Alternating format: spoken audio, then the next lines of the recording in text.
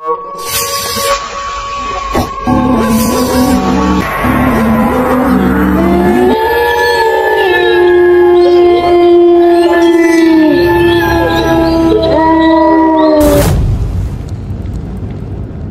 অনুযায়ী কিন্তু মানে এই সাইড পুরোটা ধরে তুলে দেওয়ার কথা। হ্যাঁ ভাই, কিচ্ছু জায়গা তো এটাই। হ্যাঁ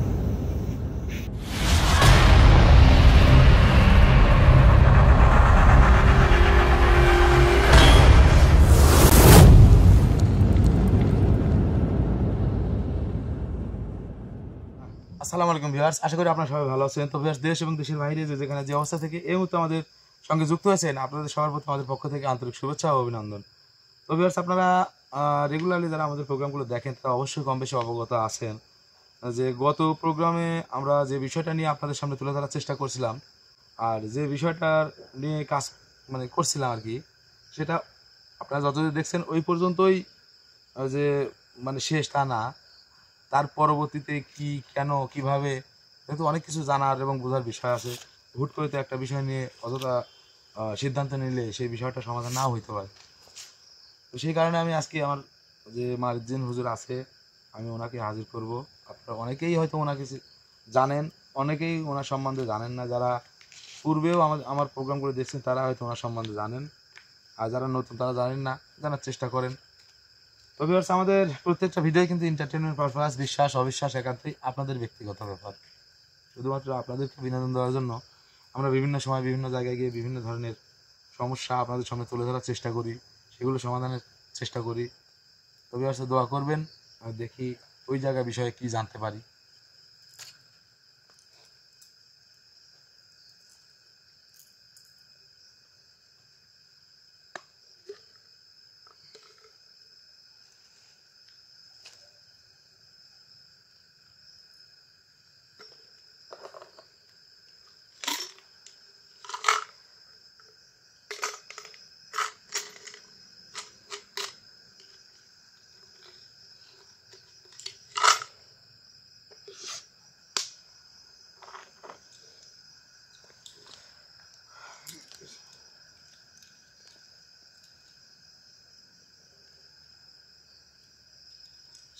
বিসমিল্লাহ।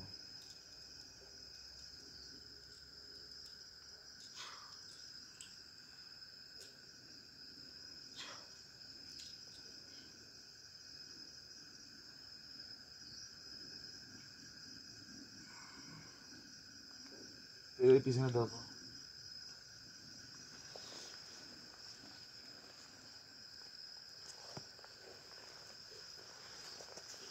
আর এই পাশে অ্যাকচুয়ালি ভিউয়ার্স, অশরীরী যদিও সে আপনার মানে নিয়ন্ত্রণের মধ্যে থাকুক না কেন, অশরীরী কোনো কিছু শরীরে হাজির করতে হলে বিভিন্ন সময় বিভিন্ন ধরনের পথ অবলম্বন করতে হয়, বিভিন্ন রকম কায়দা কৌশল অবলম্বন করতে হয় যেন সে মানে আপনার উপকারের জন্য যদি কেউ আসে আপনার সাথে থাকে, সে অবশ্যই চাইবে যে সহজভাবে সে যেন আসতে পারে। তো সেদিক দিয়ে বিবেচনা করে যে দিক দিয়ে যেভাবে সে সহজভাবে আসতে পারবে সেভাবে চেষ্টা করা লাগবে।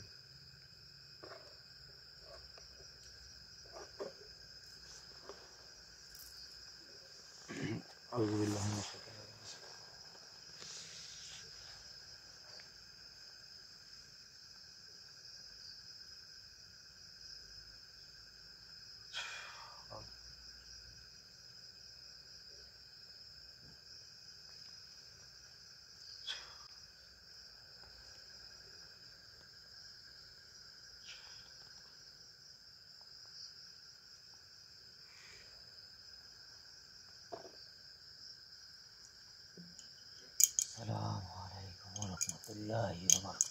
ওয়ালাইকুম আসসালাম ওয়া রাহমাতুল্লাহি ওয়া বারাকাতুহু। কেমন আছেন আপনি? জি আলহামদুলিল্লাহ ভালো আছি, আপনি কেমন আছেন? আছি আলহামদুলিল্লাহ ভালো। আপনার এই আসনে প্রবেশ করতে কোনো সমস্যা হয়নি তো? না। আমি আপনাকে একটা বিষয় জানার জন্য এখানে ডাকতে বাধ্য হয়েছি। বিষয়টা অবশ্যই আপনি একটু হলেও জানেন, যেহেতু আমার উপর প্রতিটা মুহূর্তে আপনার নজর রাখেন, তো সেদিক দিয়ে ভাবতে গেলে আপনি সবই জানেন খুব বেশি। তো সবকিছুই জানি, তুই কেন ডাকছিস আমাকে? তো আপনি সব কিছু যেহেতু জানেন, সেই জানার থেকে আমাকে একটু বলেন যে ওইটার বিষয়ে আমি আর সামনের দিকে আগাবো নাকি ওই পর্যন্ত শেষ করে দেবো। থামবি কেন?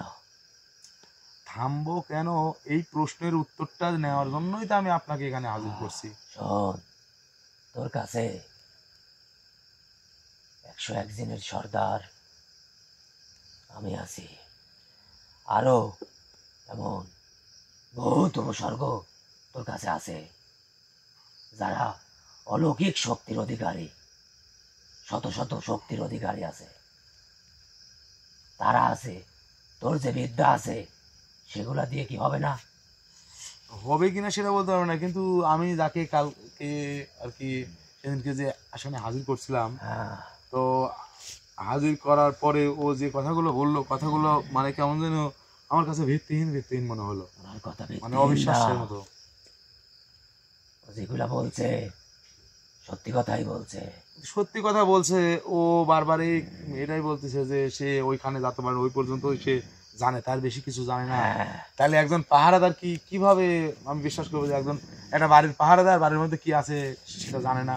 এটা একটু বিশ্বাস কিন্তু কঠিন, মানে করা একটু কঠিন হয়। পাহারাদারে রাখছে এই জন্য, আর ও জানবে না এই জন্য, কারণ ও জানলে তো ওটা গায়েব করে দিবে।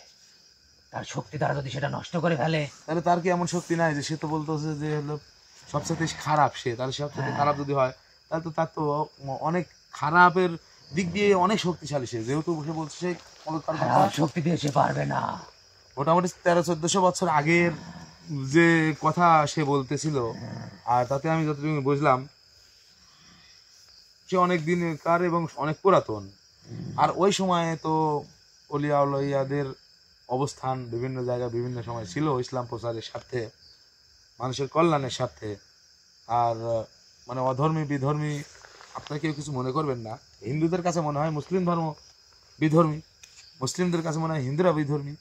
তো এরা মানে এক একজন এক এক ভাষায় এক এক রকম মতবাদের শিকার, কিন্তু আমরা এইটা মানতেই চাই না যে সৃষ্টিকর্তা আমাদের একজন, সকল সৃষ্টি ওনার থেকেই। পৃথিবীর সর্বপ্রথম আদম, অর্থাৎ প্রথম মানুষ হজরত আদম আলাইহিস সালাম, এটা মানতে হবে। তাহলে সে যদি আল্লাহর সৃষ্টি হয় এটা যদি মানি, তাহলে তারপরের থেকে যারা এই পর্যন্ত আসছে তারা কেন আল্লাহ সৃষ্টি হবে না? সবাই তাদের জন্য তো একজনের কেন ভাগ সৃষ্টি। ভেদাভেদ হবে? কোনো যুক্তি থাকার কথা না তো এই বিষয়ে। তো হুজুর, আমি এই বিষয়ে হয়তো কোনো কিছু বলতে গেলে ভুল হলে সেটা আমার জন্য খারাপ হবে, কারণ যেটা সম্বন্ধে আমি ততটা জানি না, মানে যতটা যতটুকু বলতে জানিস, চাচ্ছি, তাহলে না জানা কথা না ততটুকুই বলবি। তো আপনাদের মানে যদি এই কথায় যদি কারো মনে কোনো কষ্ট লেগে থাকে তো একটু ক্ষমা করে দিবেন, কারণ অনেক সময় বোঝার স্বার্থে বা বোঝানোর স্বার্থে অনেক কথা বলতে হয়। আচ্ছা, তাহলে আমি ওই যে যেটা বলতেছিলাম যে অনেক পূর্বে 500 বছর 1000 বছর আগে অনেক অলি আউলিয়া দরবেশ পীর, ঠিক আছে, এগুলোর মানে এনাদের বসবাস ছিল বলতে কি, এনারা নিতান্তই সৃষ্টিকর্তাকে সঠিকভাবে প্রচারের স্বার্থে বিভিন্ন জায়গায় বিভিন্ন স্থানে বিভিন্ন রূপ ধারণ করে বিভিন্ন কলা কৌশলে তাদের অবস্থান এবং অস্তিত্ব এখন পর্যন্ত রয়ে গেছে। তাহলে সে ওইখানে ঢুকতে পারতেছে না, কারণ সে তো বললো যে তাকে খারাপ। তার সেই শক্তি ধ্বংস করার জন্য সে গেছিল, আর যাওয়ার পরে সে তার চোখে চোখ পড়ার পরে সে তার কাছে ক্ষমা চাইছে। ওখানে যে আছে হ্যাঁ, ওনার এতটাই শক্তি আর এতটাই পরহেজগার, উনি সর্বসময় আল্লাহর ধ্যানে মগ্ন থাকে। উনি অহেতুক কোনো কিছুই বলে না। আর যখন এ যাওয়ার পরে ওখানে তো খারাপ উদ্দেশ্য নিয়ে যায়, যার কারণে উনি তখন এনাকে একটা মায়াবী নজর দেয়, দেওয়ার পরে সমস্ত কিছু গোলমাল হয়ে যায়। তাহলে এর এত খারাপ শক্তি ওই জায়গায় যায় নিমিষেই নিঃশেষ হয়ে গেল। শোন, ভালোর উপরে কিছু আছে না, ভালো তো ভালোই, সত্যর উপরে কিছু আছে, কিছুই নাই। এটাই ও গেছে খারাপ চিন্তা ভাবনা নিয়ে, যার কারণে আচ্ছা আচ্ছা, ও ওইগুলো হাসিল বাদ করতে দিন। পারে আচ্ছা, না। তার বিষয়টা বাদ দিলাম, এখন মূলত বিষয় হচ্ছে ওই সে কি এমন জিনিস যেটা পাওয়ার জন্য বা যেটা নষ্ট করার জন্য ধ্বংস করার জন্য ওই জায়গায় গেছে, কিন্তু সে ব্যর্থ হয়ে ফিরেও আসতে পারেনি, জায়গায় বন্দী হয়ে আছে। ওটা মানব কল্যাণে সব সময় ব্যবহার করতে পারবে মানব, তাহলে সেই জিনিসটা অবশ্যই ভালো, সেটা পাওয়ার পরেই বুঝতে পারবে। মানে এটা কি জিনিস, কেমনে পাবো, কোথায় যাব, কোথায় পাবো এগুলো- কিভাবে পাবি? হয়তো আমি দিক নির্দেশনা দিতে পারি, কিন্তু কি আছে ওই জায়গায় এটা বলতে পারবো না এখন। কারণ আপনি কি জানেন জানার না, বাইরে, জানলেও বলা যাবে না। উনি যে কোনো কিছুই জানেন না, সেই জায়গার ইতিহাস সম্বন্ধে কোনো কিছুই জানেন না। শোন, ওই জায়গায় এমন জিনিস আছে যে জিনিস প্রতি 100 বছর পর পরে যাদের কাছে গায়েবী শক্তি, শতাধিক গায়েবী শক্তির অধিকারী এমন ব্যক্তিত্বই এই জিনিসটা পায়।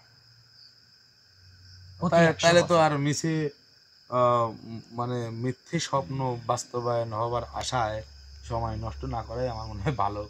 শোন, তুই তোকে যতটুকু চিনিস তার চাইতেও বেশি গুণ আমরা চিনি। আমরা জিন জাতি, আমরা মুহূর্তে পৃথিবীতে এই প্রান্তে থেকে ওই প্রান্তে ঘুরে আসতে পারি। আচ্ছা, আমি এখন আমার চেষ্টাটা শুধু বৃথা তোর হবে। ব্যক্তিত্ব, হ্যাঁ, দেখ আমার প্রশংসা এটা আর পাওয়ার আমি বা বলি শোন, এটা শুরু করার আমি বলি শোন, ক্ষমতা তোর আছে, তোর কাছে সেই আমি শক্তি আমি আছে। ক্ষমতা শক্তি ওটা আমি বুঝি না। আমি যদি আপনার হাতে মানে এই ইমনের হাতে আমি একটা পিস্তল ধরা, বন্দুক ধরা দিলাম, গুলি চালানোর মতো সাহস যদি না থাকে, বন্দুক দিয়ে কাজ হবে না ভাই, হবে না। আর যদি খেলনা বন্দুক ধরাই দিই, ওটা দিয়ে কিন্তু যদি সাহস থাকে ওটা দিয়ে ভয় টাকায় কিন্তু মানুষ তারা দিতে পারবে। আর এটাই বাস্তবতা। এখন বিষয় হচ্ছে শুধু শক্তি থাকলে হবে না, মানে সাহস থাকতে হবে, মনোবল থাকতে হবে, ঠিক আছে? এখন আমার যতটুকু মনোবল আছে, যতটুকু সাহস আছে, সেইটুকু মানে সেইটুকু দিয়ে আমি কি সামনে আগাইলে কোনো সফলতার মানে কিছু আমি পাবো কি না? ইনশাল্লাহ তুই শুরু করলে ভালো কিছু পাবি। তাহলে আমি কি সেই জায়গায় যেতে হবে আমার? তুই সেই জায়গায় না, তাহলে তুই তোর যে হুজুর আছে, হ্যাঁ, হুজুরকে ডেকে হুম, তারপরে উনি যেভাবে বলে সেইভাবে সেই জায়গায় গিয়ে কাজটা তুই শুরু কর। মানে আপনিও বলতে পারতেছেন না যে কোন জায়গায় যাওয়া থেকে শুরু করতে হবে? আহ, তাহলে তো বিষয়টা খুবই মারাত্মক, রহস্যজনক, আর তুই যতটা ভাবতেছিস ততটা সহজ নয়। খুবই কঠিন। প্রতি 100 বছর পর পাওয়া যায়। তাহলে 21টা পেজ, তাহলে তো তুই হলে হ্যাঁ। 21টা হবে, 20টা পাওয়া গেছে যুগ যুগান্তরে। আর আর বাকি বাকি আসলে বাকিগুলা যদি মহান আল্লাহ তাআলা পৃথিবী রাখে, ধ্বংস না করে, তাহলে পাবে। ধ্বংস করলে তো আর পাবে না, সেটার অস্তিত্ব বিলীন হয়ে যাবে। পৃথিবীর অস্তিত্ব যখন থাকবে না, তখন আর পৃথিবীর এই মায়া মমতার অস্তিত্ব কিভাবে থাকে? তুই প্রথমে ভাবছো যে ও খারাপ, হ্যাঁ। যার কারণে ওর কথা তোর ভিত্তিহীন মনে হয়েছে, কিন্তু এটাই সত্যি। যাক, তাহলে আমি এই বিষয়ে সামনের দিকে আগাতে পারি। হ্যাঁ, আচ্ছা, ঠিক আছে। তবে মনে রাখিস, হ্যাঁ, যতটা সহজ ততটাই কঠিন। আত্ম শক্তি যদি তোর দ্বিগুণ থাকে তাহলে তুই শুরু কর। আমি আত্মবিশ্বাস নিয়েই তো মাঠে নামার চিন্তা ভাবনা করতেছি এখন কিছু পরবর্তী। পাওয়াস না। তবে আর মানে মূলত বিষয় হচ্ছে কি, মানে ওই জায়গায় যে জিনিসটা আছে, মানে কিছু একটা আছে, কি আছে তাও জানি না, যে পাহারাদার সেও জানে না, যাকে যে পাহারাদার সে সেই জিনিসের মালিককে ধ্বংস করার জন্য কিন্তু গিয়ে সেখানে ব্যর্থ হয়ে তারই আবার কি হয়েছে, ধ্বংস করতে যায়, এখন ধ্বংস ঠেকাচ্ছে। অর্থাৎ একজন পাহারাদার বাড়ির ভিতর কোনো সমস্যা কেউ যদি করতে যা চিন্তা ভাবনা করে, কি যেতে দেবে? জি না ভাই, তাহলে সৃষ্টিকর্তা কি লেখাটা দেখেন, যে ধ্বংস করতে আসছে তাকে দিয়েই আবার ওই ধ্বংসটা থামাই দিচ্ছে। আর শোন, সৃষ্টিকর্তা যাকে ভালোবাসে তাকে এমন কিছু দেয় যা সে কখনো কল্পনাই করতে পারে না। হ্যাঁ, এটা ঠিক। কারণ ওই হচ্ছে কি, জায়গায় যে জিনিস আছে গত 100 বছরে, তার তো দুইটা, ওখানে যেটা আছে সেটা তো আর নাই। 100 বছরে দেখে নাই মানব জাতি। কি করবি? আচ্ছা, যে জিনিসটা পর্যন্ত পৌঁছানোর জন্য কোনো রহস্য আমি উদ্ঘাটন করতে পারতেছি না, মানে মনে হচ্ছে যে শুধু তোকে ধৈর্য ধরতে হবে। মানে কাজ শুরু করার পরে কি রহস্য আসলে ওইটা নিয়ে হয়তো এটা হয়তো উদ্ধারণ করার চেষ্টা করলে হয়তো পারবো, জানি না, এর শতভাগ শিওর দিচ্ছি না, নিশ্চিত না, তবে চেষ্টা করে দেখতে পারি। তবে আমি এইটুকুন বুঝতেছি যে সেই জায়গায় যদি কোনো কিছু থাকে সেটা অবশ্যই মহামূল্যবান, শত বছরের মানে ইতিহাসে এরকম মহামূল্যবান জিনিস কোনো ব্যক্তির কাছে বা কোনো তান্ত্রিক কবিরাজের হাতে সেটা পৌঁছায় নাই। তবে আমি সেটা লোভে না, সেটা দিয়ে যদি অলৌকিক ক্ষমতা দিয়ে মানে মানুষের মনের আশা, মানুষের সামনের, আসলে একটা জিনিস বোঝেন, সময়ের সাথে কিন্তু প্রত্যেকটা পরিস্থিতি মিলে যায়।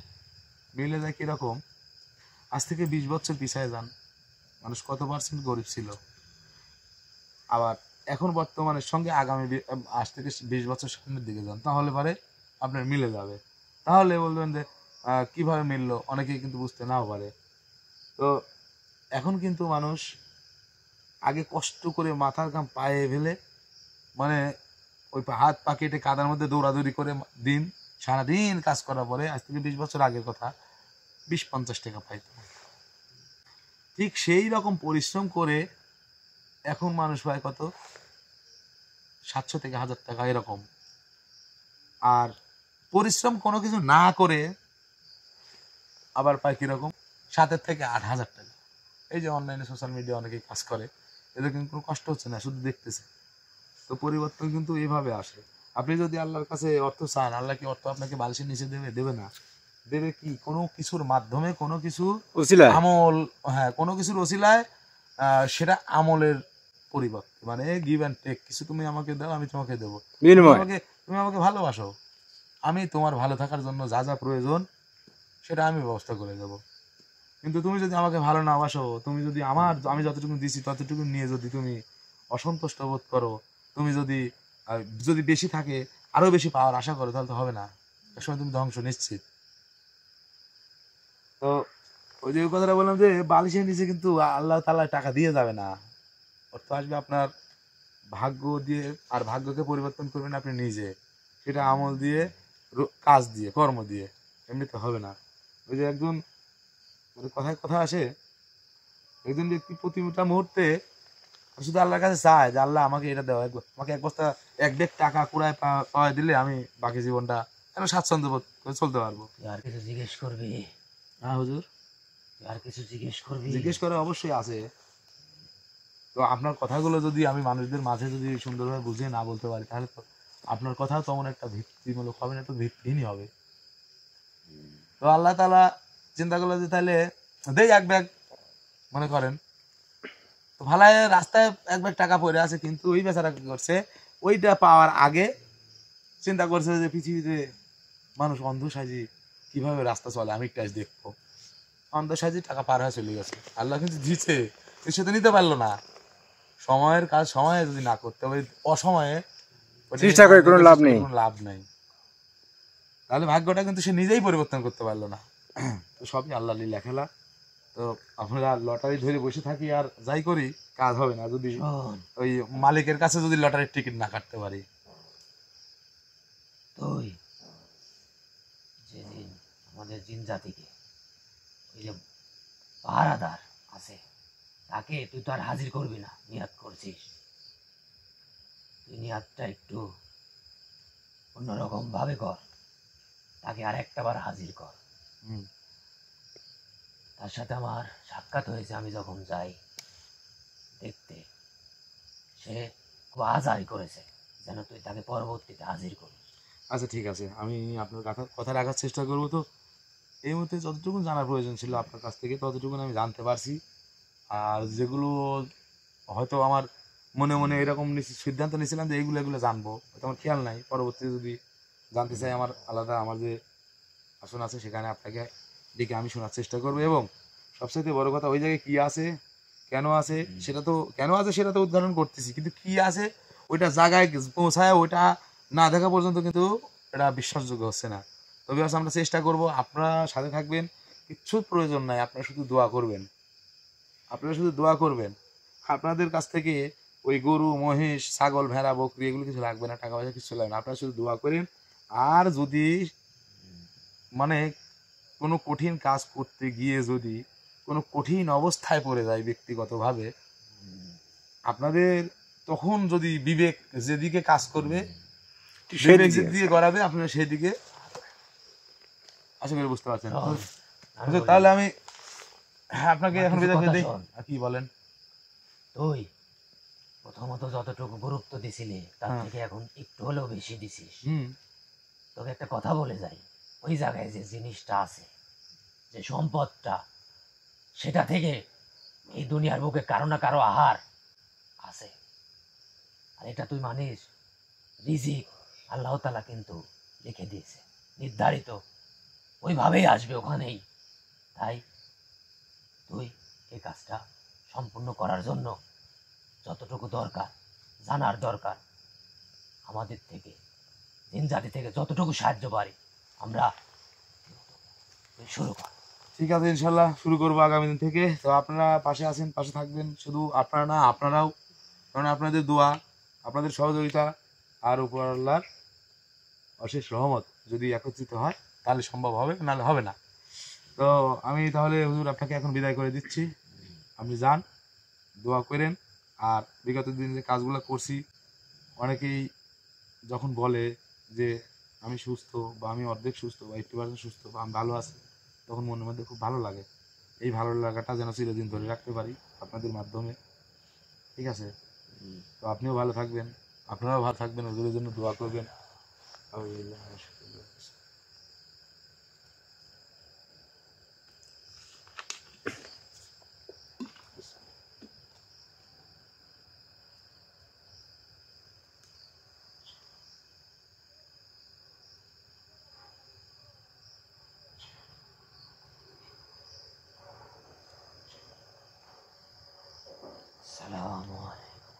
ওয়ালাইকুম আসসালাম ওয়া রাহমাতুল্লাহি ওয়া বারাকাতুহু।